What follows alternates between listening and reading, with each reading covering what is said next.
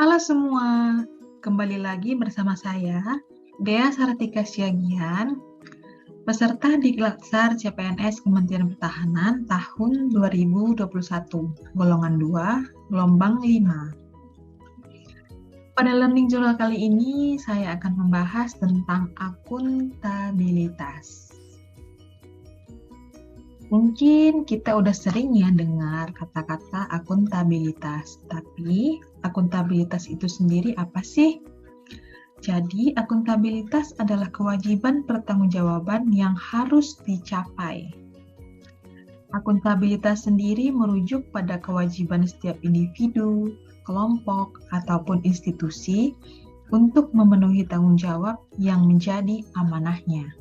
Kita lanjut.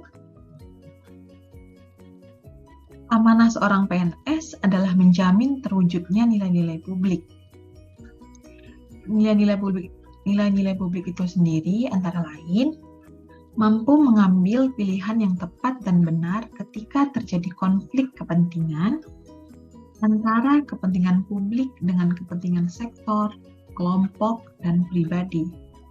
Yang kedua, memiliki pemahaman dan kesadaran untuk menghindari dan mencegah keterlibatan PNS dalam politik praktis.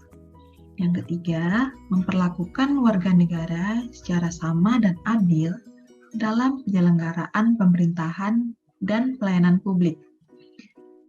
Yang keempat, menunjukkan sikap dan perilaku yang konsisten dan dapat diandalkan sebagai penyelenggara pemerintahan. Akuntabilitas itu sendiri memiliki aspek-aspek. Yang pertama, akuntabilitas adalah sebuah hubungan. Hubungan yang dimaksud adalah hubungan dua pihak antara individu maupun kelompok maupun institusi dengan negara dan masyarakat.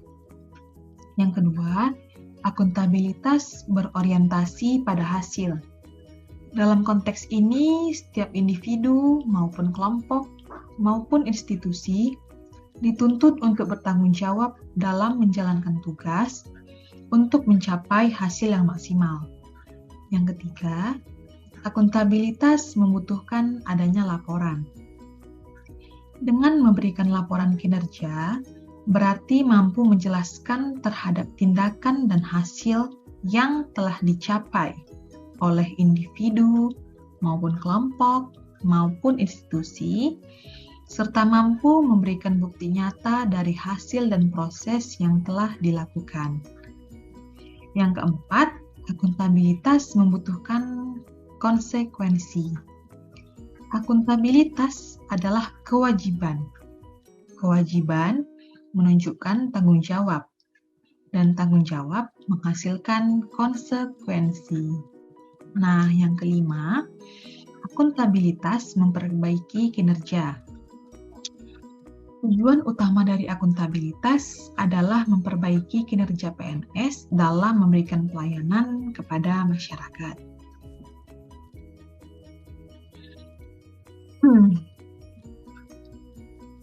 Kita lanjut.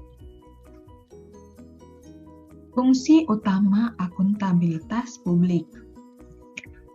Ada 3 fungsi, yakni yang pertama, peran demokrasi untuk menyediakan kontrol demokratis. Yang kedua, peran konstitusional untuk mencegah korupsi dan penyalahgunaan kekuasaan. Yang ketiga, peran belajar untuk meningkatkan efisiensi dan efektivitas. Oke. Tingkatan dalam akuntabilitas sendiri dimulai dari akuntabilitas personal, yakni mengacu pada nilai-nilai yang ada pada diri seseorang seperti kejujuran, integritas, moral, dan etika. Lalu akuntabilitas individu, mengacu pada hubungan antara individu dan lingkungan kinerjanya, yaitu antara PNS dengan instansinya sebagai pemberi kewenangan. Lalu akuntabilitas kelompok. Akuntabilitas kelompok merupakan sebuah kinerja sebuah institusi yang biasanya dilakukan atas kerjasama kelompok. Dalam hal ini, tidak ada istilah saya, tapi kami. Lalu, akuntabilitas organisasi mengacu pada hasil pelaporan kinerja yang telah dicapai. Lalu yang tingkatan paling tinggi adalah akuntabilitas stakeholder, merupakan tanggung jawab organisasi pemerintah untuk mewujudkan pelayanan dan kinerja yang adil, responsif, dan bermartabat.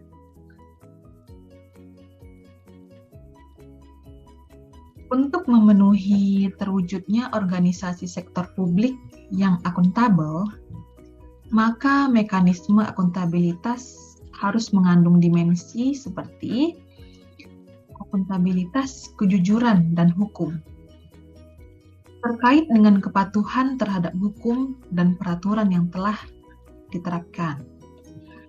Lalu yang kedua, akuntabilitas proses. Akuntabilitas proses merupakan pengawasan dan pemeriksaan akuntabilitas untuk menghindari terjadinya kolusi, korupsi, maupun nepotisme. Lalu akuntabilitas program. Akuntabilitas ini memberi pertimbangan apakah tujuan yang ditetapkan dapat tercapai. Lalu, apa yang diharapkan dari seorang PNS? PNS diharapkan memiliki perilaku individu. Yang pertama, bertindak sesuai dengan persyaratan legislatif, kebijakan lembaga, dan kode etik yang berlaku untuk perilaku mereka. Yang kedua, diharapkan PNS tidak mengganggu, menindas, ataupun mendiskriminasi terhadap rekan ataupun anggota masyarakat. Lalu, PNS diharapkan memperlakukan anggota masyarakat dan kolega dengan penuh kesopanan, kejujuran, dan keadilan.